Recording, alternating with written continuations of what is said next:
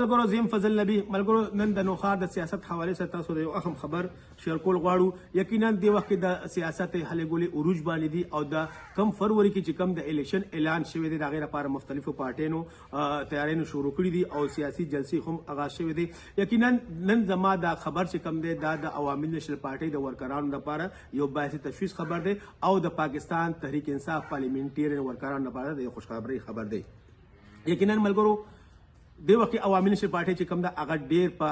مطلب ټف حالات کې دا ځکه د نوخار په سیاست دغه سره چې موږ وګورو 13 ورځې کې هغه نه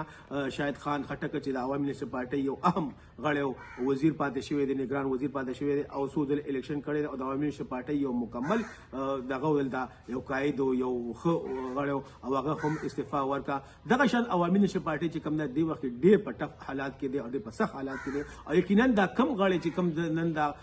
د ذکر کول غواړم دا د عوامي نشل پارټي یو ډیر اهم او کوي کټه وته وایو کلاړی وته وایو کوم مطلب چې دغه باچا خان د قافلې یو سالار وته وایو قائد وته وایو هغه نن هم د عوامي نشل پارټي نه د تلو چې کوم دی په تکل کې دی او یو سوره د کې با هغه د بل قافله کې شاملېږي د عوامي نشل پارټي قافله پریدي او بل قافله کې به شاملېږي. یقینا دا ذکر کوم د هغه غړي چې د هغه د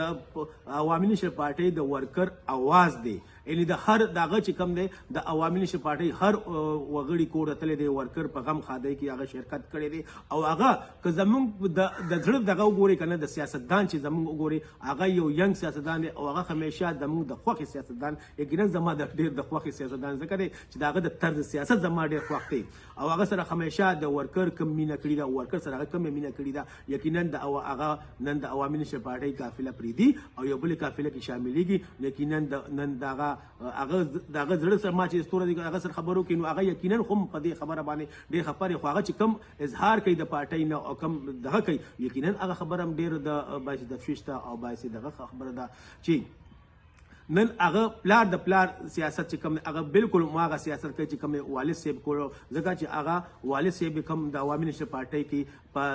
2000 ام پی پاتې شي سلور ځل هغه الیکشن کړی دی په سلور ځل کې هغه 2000 الیکشن ګټلې دی په 90 کې او 97 کې هغه الیکشن ګټلې دی او د هغه قوتونو الیکشن ګټلې چې هغه ډېر غټ قوتونو په نوخار کې او بیا په 2008 کې چې کوم قومي اسمبلی الیکشن هم کړی دی خو په لږ وټونو کې هغه لږ بیللې دی. نن هغه کس چې کوم دی هغه د پلار نیک قافله پریدي او یو بل قافله کې شاملېږي. یقینا نن دا د ورکر هغه لپاره ډیر هغه لپاره او د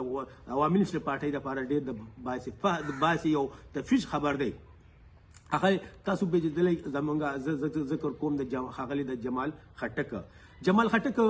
یو ینګ سیاستدان دی د نوخار د سیاست کې یو ډیر اهم رول ادا کړی دی. په 2018 اکتوبر کې چې کوم الیکشن شو هغه په هغه وخت کې هر طرف ته سونامي و او هر طرف ته د بیٹ आवाज یو د عمران خانی و یو د چغه و او په هغه په چغه کې هغه د خپل د تر سیاست د خپل د ذاتی اوټ او د ورکر هغه مين سره هغه 47000 اوټ د مخالف ناغشت مخالف 85000 95000 سمټنګ غیشو او هغه په 47000 اوټ مطلب چې هغه وخت ټف حالات کې غیشو چې هر طرف ته ما څنګه ذکر وکړو چې هر